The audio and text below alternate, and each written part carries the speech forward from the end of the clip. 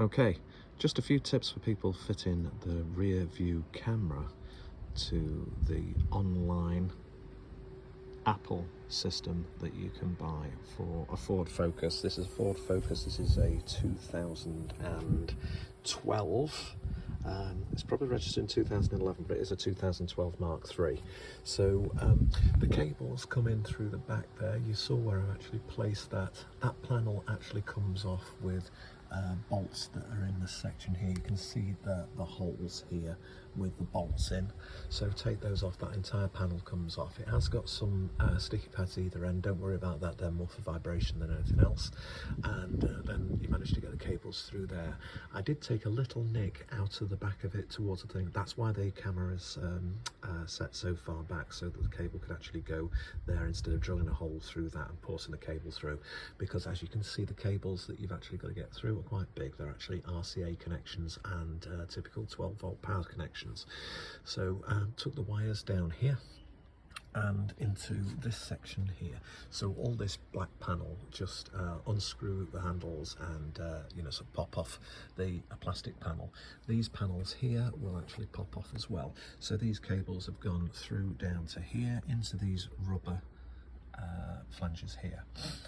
This looks like quite difficult to thread through. It really isn't. What I've got is I've got one of these cable things. You can get a cable pull, which has got like a blue wire cable that's quite stiff, and you can actually pull it through. The one I would suggest that you get has actually got a red cone shape on it, which protects these, so it actually goes over the top of these and allows them to be dragged through without snagging the front end of those. So that's what I suggest. So anyway, so yeah, so the cables then came down here and went into the rear light cluster. So you've got to have a power supply from the rear light to actually trigger it.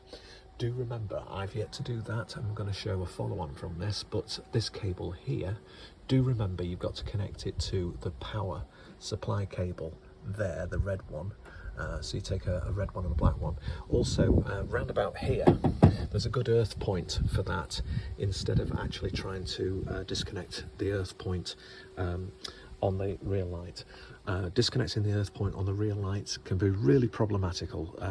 Earth points on the back of cars, you've probably seen some cars when they put the foot on the brake, it looks like Blackpool illuminations at the back.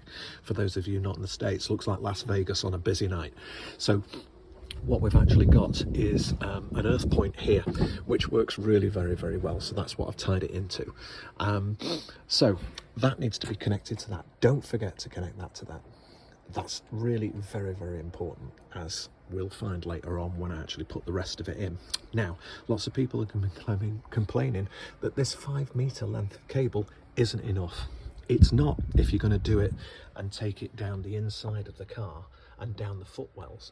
What I did was I took it from here, and then underneath here I went all the way down, right, the roof, right, taking out the grab handles at the rear, yeah, loosening that as well. That pops out that plastic panel and you can lift it out. Right, then you can pull the roof panel down. I want you to be really very careful though. There are airbags at the side.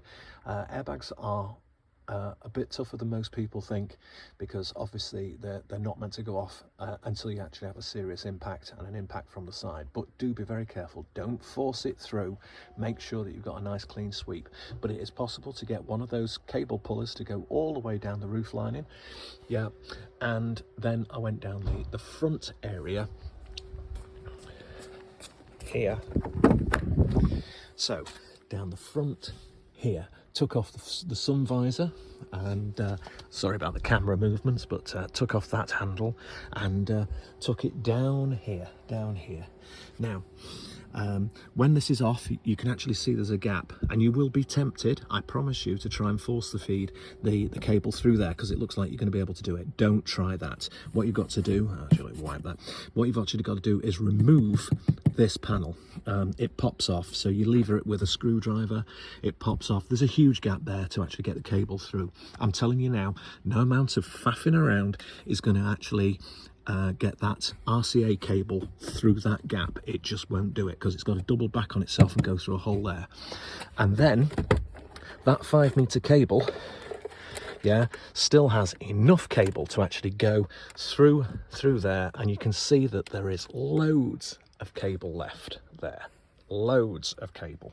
So do it the other way, you will waste so much cable going from here down here and doubling back on yourself before you actually can go down the length of the car. So from there to there probably saves, I wouldn't be at all surprised if it saves a meter.